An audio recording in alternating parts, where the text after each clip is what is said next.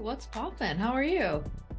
Not much, I'm doing good, can't complain. Yeah, Alive, well, and breathing. So can't complain. yeah, I feel you.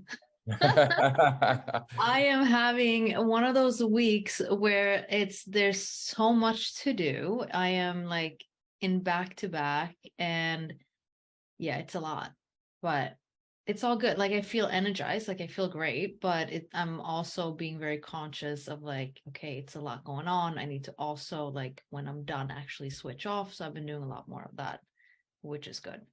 Yeah, facts. No, that's good. You got to have that balance. You got to put yourself first.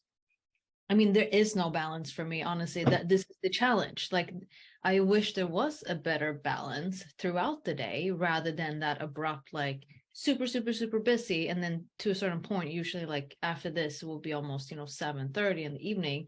Then it's like, all right, now I'm done. Yeah. But then it starts all over again. So I think that's the challenge, right? Like, how do we create a sense of balance, I guess, in work and in life? Yeah. Well, actually, I take my last comment back because sometimes you got to grind. Sometimes Mhm. it is what it is. Like there is no balance. Like Exactly. vision, get it done, all nighter, make it happen. And I so don't know about all night. I don't know about that. no Hold on, sleep, hold on. no sleep. No, I'm just playing. But no, I'm actually kind of serious though. I think because something about my personality is I'm very obsessive. Me I'm too. very obsessive. So once I set my mind on something, I kind of obsess over it, and I can't sleep. Like I remember when I first Yeah. started working on job ski and I was building it. I would be up till 2, 3, 4 a.m. writing code because I was like obsessed. Like, oh, I gotta build this before my call and before I can show this to somebody. So I think that might be a little unhealthy, but that's me. And I do think for I think generally speaking, people, so you gotta do what works best for you. If you gotta grind it out, if you gotta skip the gym for a day, make it happen. That's my Yeah. perspective. Just I think the important part is like don't make it a habit, right? Where this is Yeah. just the life. Yeah. I think that's You can where burn like yourself out. exactly because I've been here before. So let's just put that on record. I've been here a couple of years, like 3 years ago, as I was building out Rev Genius. Like I was working nonstop constantly, but it was also during pandemic where Yeah. what else was I going to do with What else myself? did you go do? What else was I going to do? No And toilet paper. yeah, There's circumstances were just very different. Life was different at that point. life Although was I hella didn't, different. Life was, I didn't have my dog. I was in a you didn't have relationship with Poppy? someone. No. So Poppy is a pandemic puppy. Nah, I wouldn't say that. I didn't get her during the pandemic. So, well, okay, when did the pandemic really end, right? I don't know, and if it even have ended, but I got her in summer of 2021. Yeah, Poppy is a pandemic puppy, which is cool. All right, fine. She's actually this is stressing me out today. I went to the vet because she's been kind of jumping on three legs and not on her back legs. So I was like, maybe that's just like a tick, like some dogs have that. I asked my friend of the same one. She's like, yeah, it's fine. It's probably fine. Like my dog did the same when she was around that age. I was like, okay, but I still had this feeling. I was like, no, that's not my girl. She doesn't just continue to do that on a loop. So I took her to the vet today and found out that there is something wrong with her knee and she actually needs to operate it. So I was like, Oh, of course she does. man, Of course we do. So that's where we're at, which is not man. exciting. Well, we're gonna put prayers for Poppy. Yes, And hopefully she feels better ASAP. I know. But what's going on, Galen? Everything. Where did we leave off? Oh, God. What's that? Where did we leave off last week? Did you get your tarot? Have you going to go get tarot reading No, yet? no, I haven't, but I've been paying closer attention and I've been sending you some shit too on, Scorpio, we should pay attention to. But there was something, and I don't even know what it was that you wanted to share last week with me. You were like, oh, we're gonna hold off. And I was like, no, tell me. You're like, no, we're gonna wait. So here we are. Please tell me what it is. I don't have an update. Oh, come on. You can't do that. We're gonna hold off for a little bit longer. Uh-huh. Okay. Oh, this is what I want to say while we're still early in the show. If you're watching this on YouTube, subscribe to the podcast. Yes. I Do. meant to actually start with that. Subscribe to the show so you can get updates and alerts. But yeah, I do have a project that I want to test around community and kind of helping communities become more inclusive and find that there was who was this? It was the CEO of Airbnb. He recently talked over at Stanford where he's basically sharing his story about starting Airbnb. And one of the things he touched on was, I'm not going to go into all the context, but one of the things he touched on was how we're more similar than dissimilar. And in a world where like it's like the cool thing and the norm to have polarizing views and like I'm on this side and I'm on this side, I'm woke, I'm anti-woke, like all these things, you know, we focus in on the 1% that makes us different. But we're all like 99, like we're the 99% of our makeup is the same across everybody. We all got the same. So it's very interesting. And so with these different communities that have these focuses, I think, you know, these focuses are focused on that 1% of what makes them unique, which is cool. But I want to kind of have an experiment where we bring people together who might have that 1% difference, but we can come together on the 99% that makes us the same. So that's the experiment. And so this is on hold for now. Give us another episode or two, and we'll discuss this further about this experiment. But that's what I'm thinking about. Okay, so I like that because this makes me think about the same people who are probably like, you know, leaving reviews for companies. Like 99% of those are negative reviews, and that's what they tend to focus on, right? And then there's that 1% as something positive that people just like overlook, right? So when you're thinking of this, are you thinking like to connect that with Jobski and seeing, okay, what are the things that people do have in common and put more emphasis on that? This isn't necessarily related to Jobski. It kind of is, because Jobski is our purpose is going to be to help communities flourish, help communities grow. But this is more so just philosophically and social experiment where I just want to bring people together. Basically, what I want to do is I want to have let's do a podcast episode where we invite somebody that's in tech and somebody that's not in tech, and we just have a discussion and we just see, and I just want to see how it goes. Like I want to just have a conversation to see like truly how big of an impact that 1% difference, whatever it might be, whatever that 1% means, like how big of an impact that truly has on connection building, community building. And if there's actually a way where communities can be built more so on that 99% of what makes us the same, and not on the 1% that makes us different. Okay. And it's an interesting hypothesis. I wonder what the outcome will be, right? I wonder too. I don't even have a hypothesis. I do have a hypothesis, but we don't have to. I mean, let's build it out. Let's think through what that is and what the actual like common ground would be, right? Coming from different, there already is a difference. They're coming from two different backgrounds, but there's still something that they have in common, right? Or we're trying to figure out maybe what is the thing that you might have in common that you're overlooking. Yeah, let's define this experiment.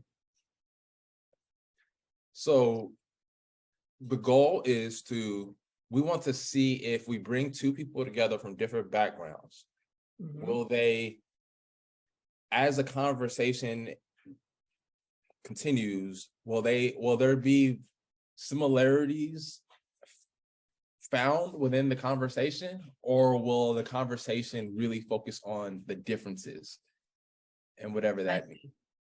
Yeah. We'll see. We'll figure it out. Let's see what happens, right? Okay. So that's coming soon, people. Yes. a social experiment. You know, I studied sociology in college, so this is why these things kind of fascinate. Did you? That's where you're coming up with all the interesting things. I'm actually looking through our text messages just to see like, okay, what are some brainstorming topics that we definitely want to touch on today? So which one do you want to kick off with? I'm going to give you Whatever three the different. first one. I could talk about anything. Okay, first one. How would we go about building our dream sales org? Go. Yeah, this is one that I think is so kind of fun and exciting to think about because, transparently, neither one of us are CROs or VPs of sales, right? We work for smaller companies where we have an impact, maybe we have a say, but it's never been our decision. And so if we were in that situation, like how will we build our dream sales org? And so we can workshop together. It doesn't have to be I go, you go. Like we can just Yeah, go yeah. together. I mean, this is actually, Yeah. this is pretty straightforward. So for me, because we talk about this all the time, I mentioned to you this happy hour crew that I met with for almost 3 years now. Like there's one person who has a kid that's like basically the exact same age as our get-togethers of the happy hours. So it's been about 3 years. And we usually talk about like, oh, like imagine if we had this company together. Like, what kind of company would we have together? Like, what would we be doing? And so we talk about this pretty frequently, just as like brainstorming for fun. And we would like almost assign each other different positions. Like, okay, this person will be the CRO, this person will be marketing, that person will be sales. And so it's really fun, just like having that kind of conversation. And the last one we talked about, like, again, we talk about different companies. Sometimes we stick within like, okay, let's build a company, like a SaaS company. Other times, like last week, someone was asking me, they're like, hey, G, like if you could do anything, like if you didn't have to work, if you didn't have to make money, if you can just do whatever you want to do, what would you do? I said two things. Half of the time, I just would be spending with Alex and just chilling with him, having the best time. The other half, I would probably want to be like a dog mom to Poppy. I would want to stay with her, take care of her, right? And eventually like kids. But let's just stick with like if this were to happen now, right?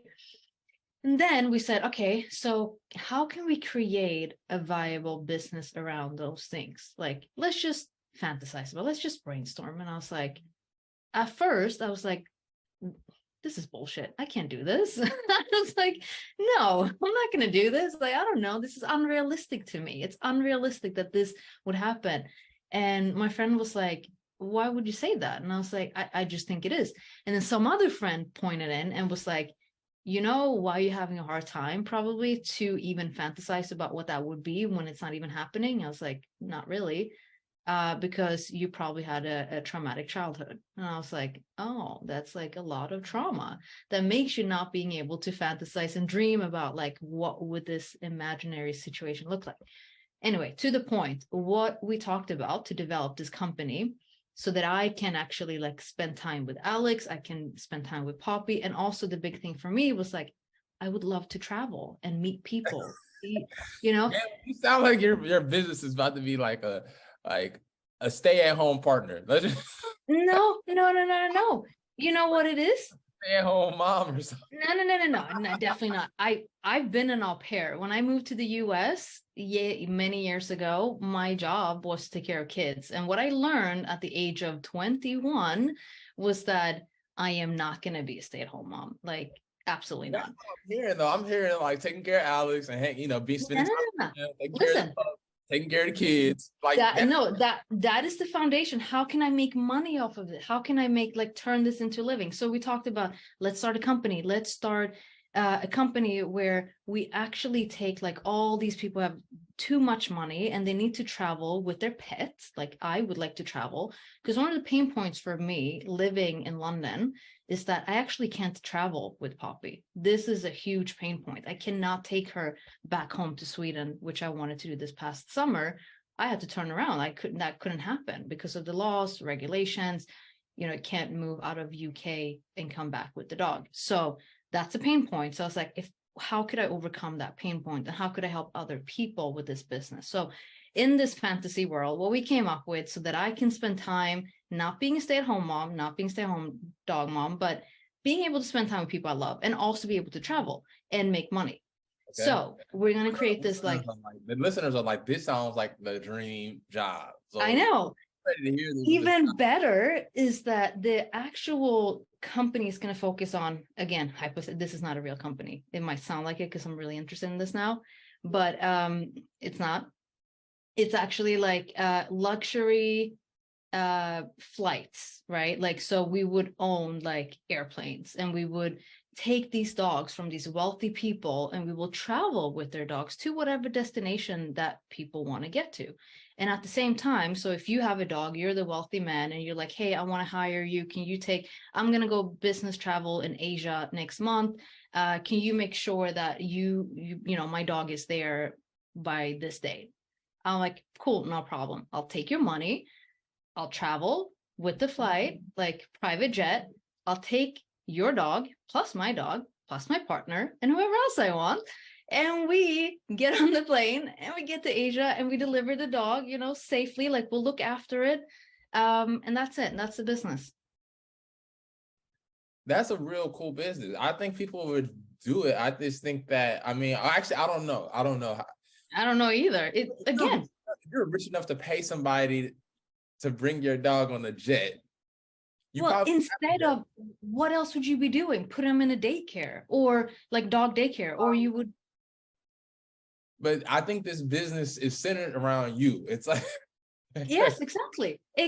But that's what my friend asked me. He's like, what would you want to do in a fantasy? Like, if you could create anything, let's just explore it. Like, what would you do? Surrounded of me and my needs. So I was like, that's exactly what I would be doing. Traveling with my dog. And if I could, like, the only way I could maybe make money that way, and I would think about money, is to like help other people achieve that goal and alleviate that pain point of, I wish I could travel with my dog because this is my loved one. And maybe I have to be a different location, and I don't want to have to figure out like the routine on my dog, take them out, you know, feed them, give them medication. Like, that's a lot of work that you're dealing with looking after your dog every day. And if you're a busy person traveling, you're not going to have all the time in the world if you're going from one place to the next. So you have to have someone that you trust and you have a good relationship with to make sure they look after your dog. It's cool. It's an interesting idea. It's definitely I don't know how you're going to get the jet. Venture capital is going to hate that. They're going to say, you got to buy a jet for this business. I know. We talked about this here, but you know what? Let's not worry about that. This is a dream world. So what would you do? My question was more so, how would we build our dream sales org? Okay. So, let's come back. Fascinating to hear, you know, the company you're going to build. But yeah, I think for the dream sales org, just some things that I think about that I would want to see is, I'm going to give you a simple change, right? Mm-hmm. But I think it would mean a lot. There would be no quotas for the salespeople. There would only be goals. I think quotas have a negative connotation to them. It's like quota, like you got to achieve this or you're getting canned, like quota. Right? Mm-hmm. I think goal is actually a positive. Like, we all have goals. Goals are something you want to have. And so that's like a simple thing. Like, there isn't like, every salesperson, here's your goal for the quarter, right? And what are like your goal, not quota, goal. So that's one thing. But hold on, is there value attached to the goal? So like, if you achieve this goal, you will then get this, similar to like a commission. If you hit your quota, you will get paid out this much. Yeah. Okay. So instead of a number, there will be like based pay aspect to it. But instead of it being called, literally just the naming is different. I mean, words are powerful. So it would just be goal versus quota. That's one in my sales org. Mm-hmm. Okay, I'll hit the next one. I would focus on this ideal sales org. I would focus on, obviously, diversity of many things, like race, backgrounds, experiences, locations, right? Networks, skill sets. Yeah, there in that category of being more diverse and inclusive, those are some of the things I would definitely make sure we're focused on. Would you measure that? Like, would you say, like, would there be some type of goal as it relates to diversity? Would it be like, or are you just like, yeah, would you measure that? Yeah. Like, hey, here's the percentage makeup of, gender and sexual orientation, ethnicity, and skills and credentials. That's how Yeah, and I mean, to your point earlier, you said no quotas but goals. So I would probably follow the similar format of focusing on, for this category of diversity and inclusion. Okay, instead of putting a hard number on that, we need to get 50% male, female, and then part of that needs to be X amount being from underrepresented communities.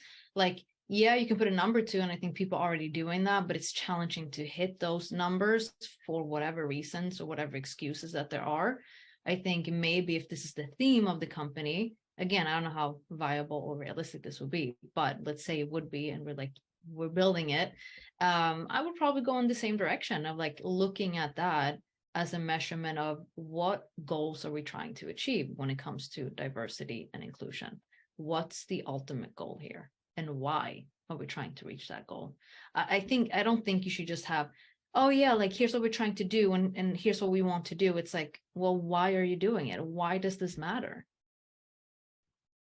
Got it.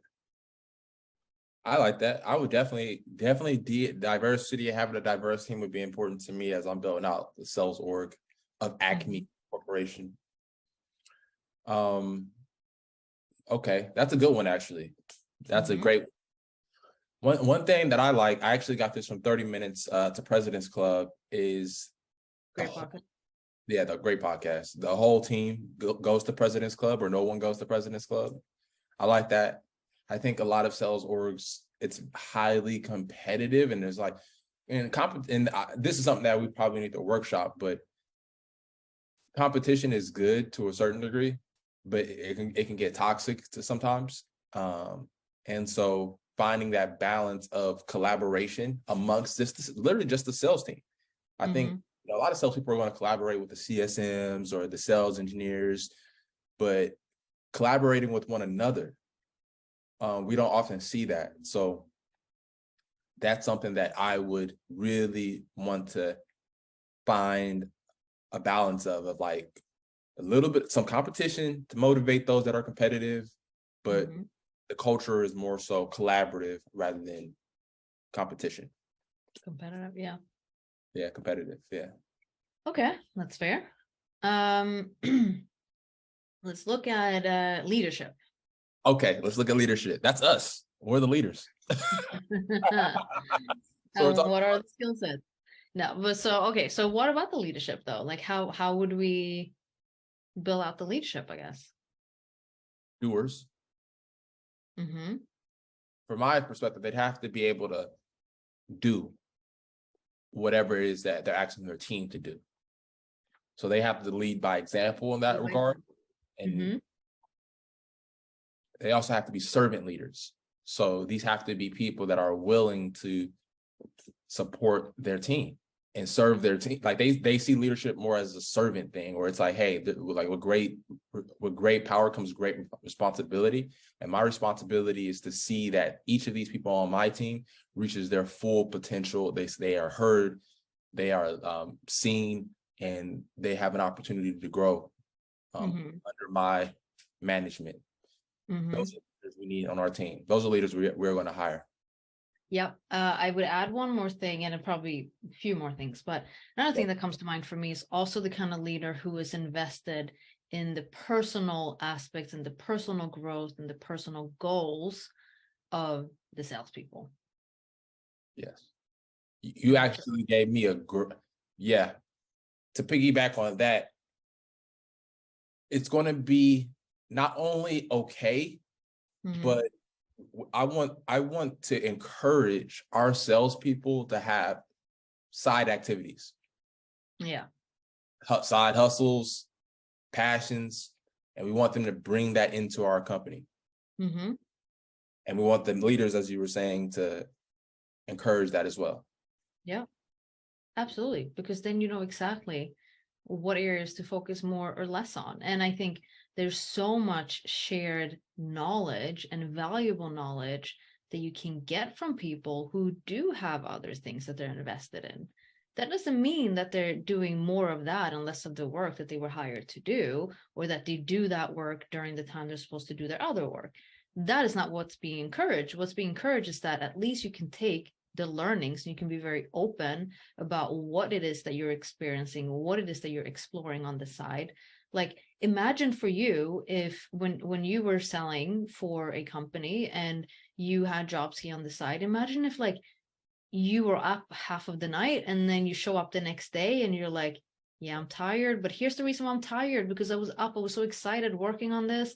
But that doesn't mean I'm not going to do my work now because I know you support me. And, you know, like it's just a different conversation. I think when you have someone who has your back and understands like why you're doing the things you're doing or why you're investing the time.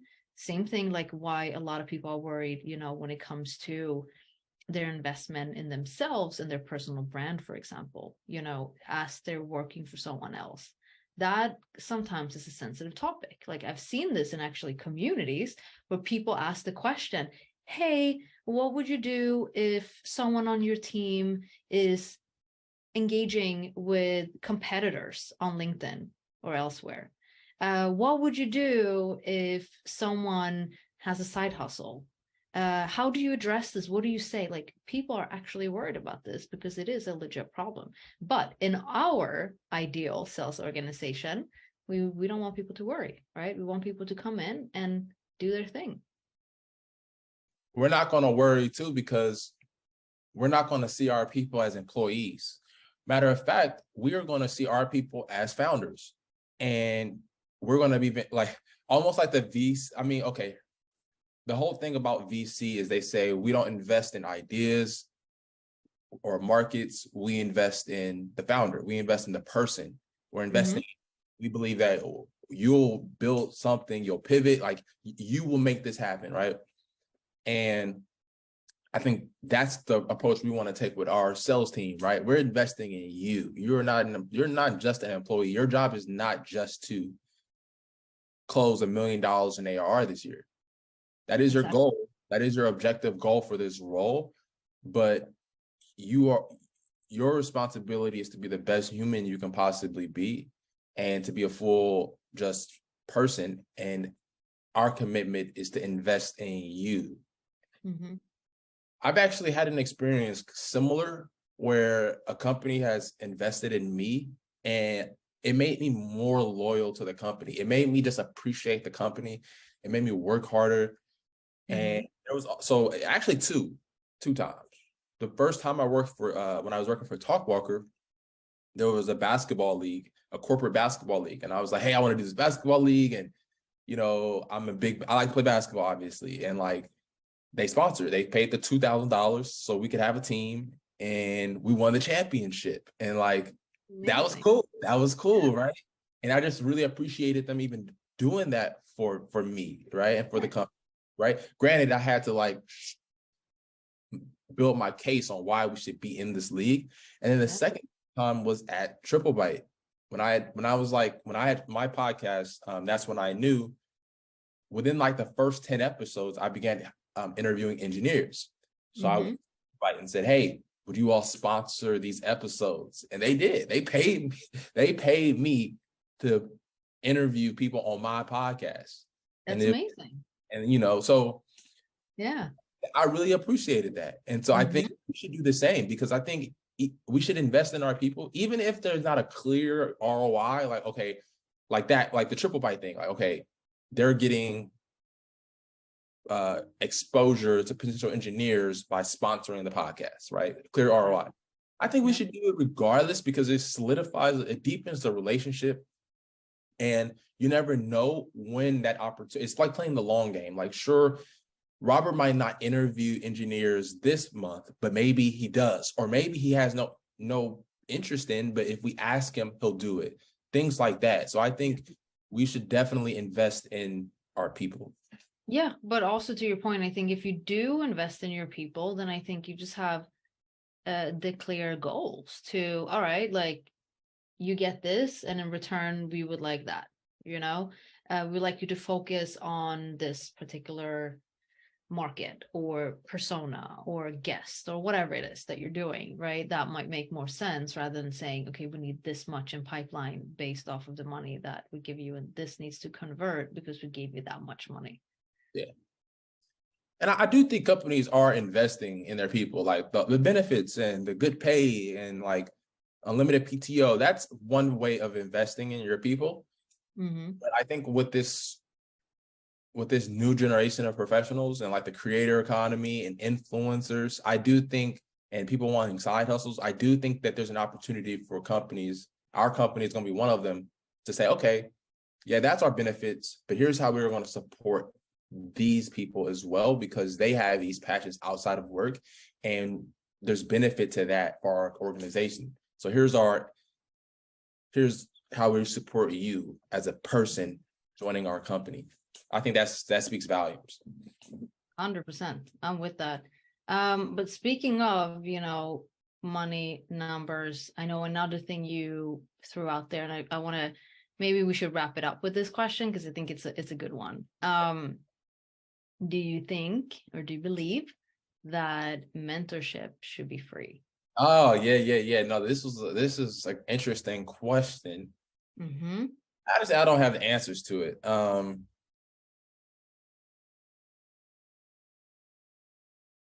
My gut tells me that it should be free. Mm-hmm. But well, I think it depends, because I think it's the prerogative of the mentor. Like I can't tell somebody, yeah, you should charge or you shouldn't charge. Like that's your prerogative. Mm-hmm. And I think sometimes you have to charge. Like if I'm like Kevin Dorsey, right? Kevin Dorsey has 100,000 followers on LinkedIn. He probably has people trying to ask him for mentorship all the time. Mm-hmm. And so is it like, to a certain degree, the game is to be sold, not told, right? so Well, yeah, but what's happening is, for people like Kevin Dorsey, as an example, is he has Patreon, right? He has a Patreon page. So he is mentoring at scale. He's providing mentorship in a different way. So I will go back. People are paying for that. People are paying for it. So I would go back to like, yes, but like it depends, to your point. What is the structure? And also for me, it depends. The first thing that came to my mind was like, well, who are you offering mentorship to? Because if you are offering mentorship to someone from an underrepresented community or in an represented position, maybe it's someone who is transitioning into tech sales. Maybe it's someone who doesn't have a job at the moment, who doesn't have an income, full-time income. Now, are you really going to charge those individuals to help them in their journey? I would hope not. I would hope that there are ways to help them. Well, I don't know, because I think giving is a good thing, but it's also like, how much can you give, right? Right. And if I'm Kevin Dorsey and I have somebody here that's trying to break into tech, they're jobless and they need help and they want my mentorship, but then I have this person who maybe they have a job, they also want my mentorship. Mm-hmm. They have I mean, like it becomes How do you prioritize? How do you prioritize? I think you switch the model. I think that's how you prioritize. If you are that leader, if you are that person who have so many requests, I think you stop thinking about mentoring one-to-one and you think about how can I, maybe not mentor, maybe that's not the right word, but how can I support many people in similar positions, and not just having a one-to-one conversation, because then you get to that position where most people who are in it for the money will choose the money. And not the people. So I think it depends on circumstances, and I think it depends on what the model is and where you're coming from. Yeah. I don't know. And I also think that mentoring, there's like a relationship thing there too, where it has to go both ways. Like, I think, there's consulting, there's coaching, and then there's mentoring. I do think mentoring needs to be something where it's like the relationship doesn't need to form organically, but there has to be some sort of respect and admiration on both sides for it to work. If it's only one-sided, then I think that's where the payment comes in. It's coaching, right? Like, if I'm a mentor and I have somebody and I don't have a relationship with them, I'm not really vibing with them, then it's going to be something like, okay, you want to know about my experience and my path and my insight, then I would like charge. But if it's like, I see something in you and you see something in me, then I think that's where the mentoring comes into play. Also, let's make this clear. We use Kevin Dorsey because he just popped up on my feed. He recently made a post about his journey and how he was able to basically his journey is super inspiring. Recently bought a house in Costa Rica. I know. I saw it. It was what a moment. That's tight. So that's why we're using your name, Kevin, if you're even listening to this. But if you be making this far into the episode, but like, yeah, no, like this goes for anybody who basically has the knowledge and wisdom that people would want to learn from. It's like, should we do it for free? Should we charge? I think it depends. Yeah. But and if you do charge, I think that the fair thing is to have this go both ways. Meaning, like, if I am charging you to mentor you, we better have like clear metrics, goals, or clear agenda to like, what are we trying to achieve in these conversations or in these sessions, in this mentoring relationship? Because if you're paying me, I better give you something that's valuable in return. Yeah. Now there's actually higher expectation. Yeah, like you said, if I'm paying for this. But then to me, like, we're blurring the lines between mentorship and coaching. Yes. Right? Yeah.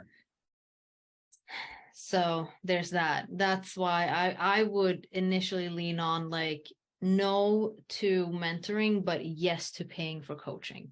I agree. That's like simply put. But then you can go into saying, well, you could do this. Yes, you could, and you can do whatever you want. But I personally would say no to charging for mentoring, yes to charging for coaching, because I think coaching is that ability where you can actually like put down the goals that you're trying to achieve. A coach would look at the situation, the circumstance, and the relationship differently. And then you have the third layer, which people tend to confuse too, would be like almost like a therapist or someone, to consult with, right? Like, people tend to mix these things up because they think I can show up talking to a mentor or a coach about my personal shit that I would talk to a therapist about, and you can't. Like, that is not the point. I mean, you can, of course you can. Of course you can. But that's not really the point, right? To that same extent. But no, you make a good point. I would agree with you. Yes, pay the coach, free the mentor. Mentor is a little informal. It's more so relationship based. Coaching, there needs to be some clear like ROI for the mentee. Yeah. So. And like mentorship is, I think the old way was like, oh, mentorship is a one-way street. You pay me, I provide. Mentorship doesn't look like that anymore. Mentorship goes both ways, right? We learn from each other. We teach each other. We're both learners and teachers together. And I don't think you can put a price on that. I don't think it's fair to put a price on it either. And it doesn't build an actual, I think, genuine relationship. It becomes very transactional. Yeah. And that's where I would back off. If someone I wanted mentorship is not beneficial just to the mentee. Absolutely. And I know this because I'm building a platform. And believe me, the mentors want to be on the platform just as bad as the mentees.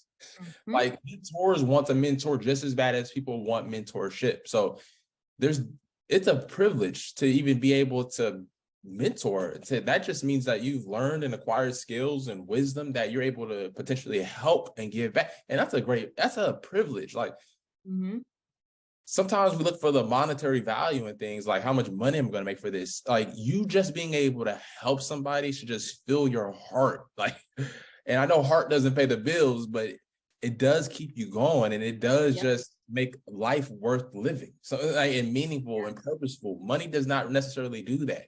Money is endless, but like, you know what I mean? So I don't know. So you make a great point about that. I love it. I'm But giving all the love. Great points being made. All right. Well, this was a really, we need to find another episode where we disagree, because that's where the things got real spicy. But maybe next episode we'll disagree on. don't you worry. We will find something that we disagree on at some point. All But right. this has been fun. Likewise. Yes, it's been a good one. Until next time. Until next week.